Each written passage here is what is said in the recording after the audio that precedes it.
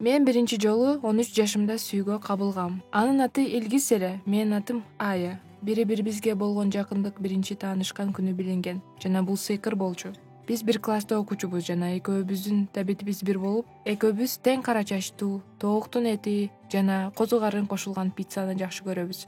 Биз бир партада отурабыз. Бири-бирибиздин үйүбүзгө конокко барып, ар дайым сырдашчубуз. Биздин ортодо эч кандай сыр жашырылбагандыктан өмүр бою бири-бирибиздики билгендей элек. Чынында мен ал жөнүндө баарын билчүмүн. Мен анын жалгыз ишенген адамы элем, ал менин. Бир жолу мени үйгө узатып келе жатып, кыз жигит болуп жолуксак болобу деп сурады. Мен абдан бактылуу элем. Кубанып макул болдум. Бирок жайкы каникул жакындап калгандыктан мен чоң апамдыкына башка шаарга кетмекмин. Ал мени күтөөрүн, кийинки окуу жылында мектепте чогуу барып бир партага отурабызды. Баары мурдагыдай жок, андан да жакшы болорун убада калды. Биздин биринчи өбүшүбүздө ал абдан толкунданып жаткан. Мен ал учурду дайыма эстечүмүн. Мен үйгө канат бүткөндөй бактылуу келдим. Бул жайкы каникулдун эң жакшы башталышы эле. Эми 3 ай өткөндөн кийин Илгиз экөөбүз кайрадан жолугуп бир партада отурабыз. Бирок эми кол кармашкан бойдон. Бул өзүнчө эле романтика болот.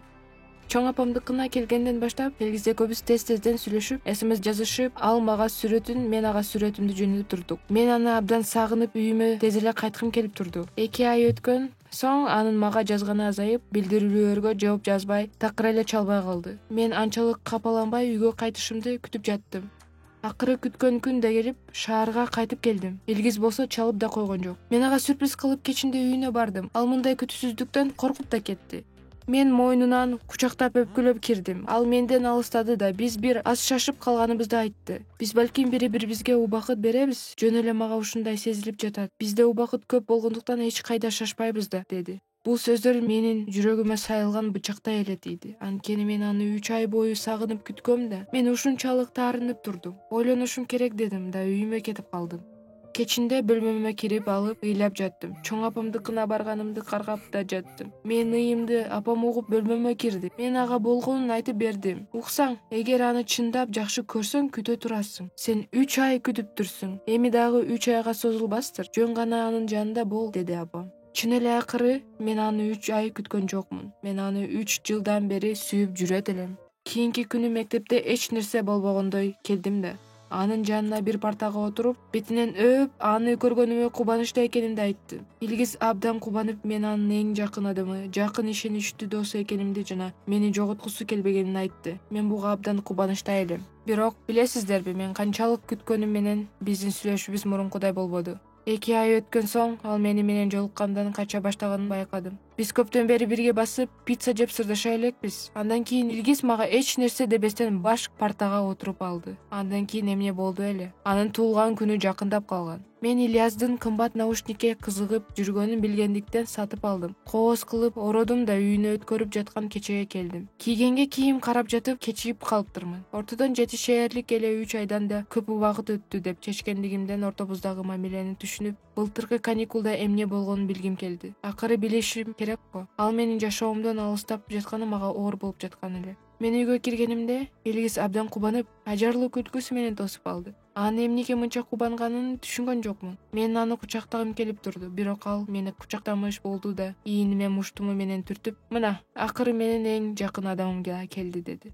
Бул сөз жагымдуу болгону менен кандайдыр бир жактуу айтылды. Мен бетинен өп белегимди тапшырдым. Биз дароо эле бий аянтына келдик. Жай музыка башталып жатыптыр. Илгиз кубанычтуу болгондуктан мени кучактап алды. Чынын айтсам, дем алуум оорлоп, мени кучагынан бошотпосун каалап турдум. Ушул убакта айтам дегенимди айтайын деп чечтим. Илгиз, ортобуздан көп убакыт өттү. Биз баарын башынан баштасак өзүң билесиң да. Мен сени сүйөрүмдү билесиң да, дедим кыйналып жатып. Анын көзүн карап, ыңгайсыз абалга калтырганымды билдим. Ооба, көздөрү менин сезимим жоопсуз экенин айтып турду. Өзүмдү башкара албай сүйөм деп айтуусун суранып жаттым. Бирок ал мени баарынан артык сүйөрүн, бирок дос катары экенин айтты.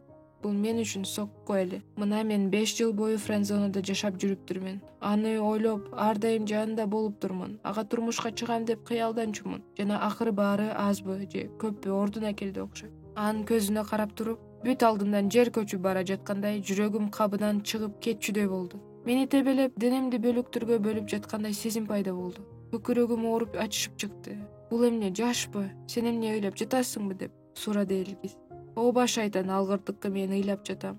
ыйлайм, мындан башка арга калган жок менде. Эмне үчүн дегенде 5 жыл бою сен менин досуң катары эмес, сүйгөнүм катары карашыңды каалачумун. 1 жыл мурда эмне болду эле? Сен мени биринчи өппөдүң беле? Деп ага кыйкырдым. Ал жалдырап карап тура берди. Бөлмөдө музыка токтоп, экөөбүз баарынын көңүл чордонунда туруп турбуз. Тынчтык өкүм сүрө түштү.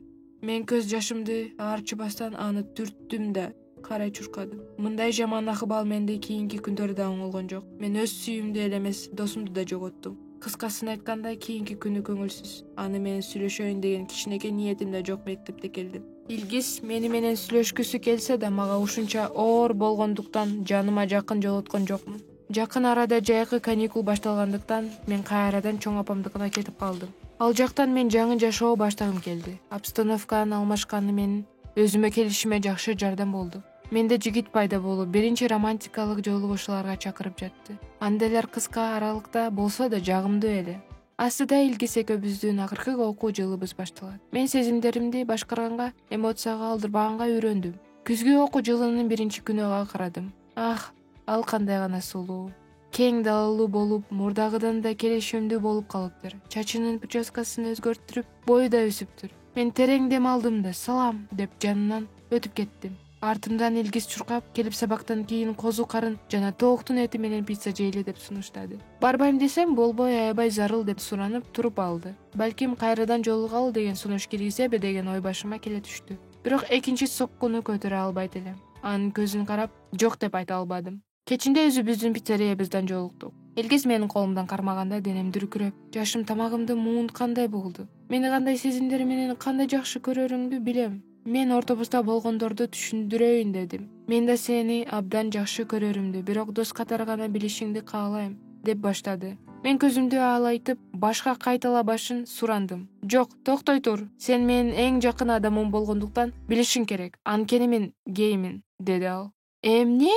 Гей? Деп кыйкырдым, мындай сөздү күтпөгөн жаным.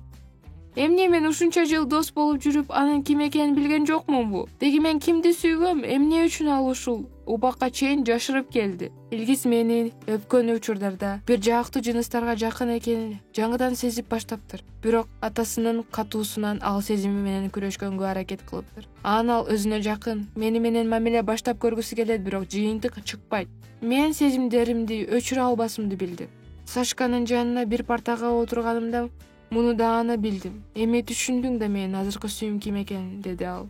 Кыскасы, шок абалда көпкө жүрдүм. Бир убакта күлкүлүү да, капалуу да болду. Мен 5 жыл убактымды эч качан жолубуз бирикпей турган адамга короптурмун. Френдзона адамды азгырат. Ошондуктан кыздар, мен силерге кеңешим, эгер силер ушундай адалда болсоңор, эртерээк чечишип алгыла. Эгер видео жакса, лайк басып, каналга жазылыңыздар.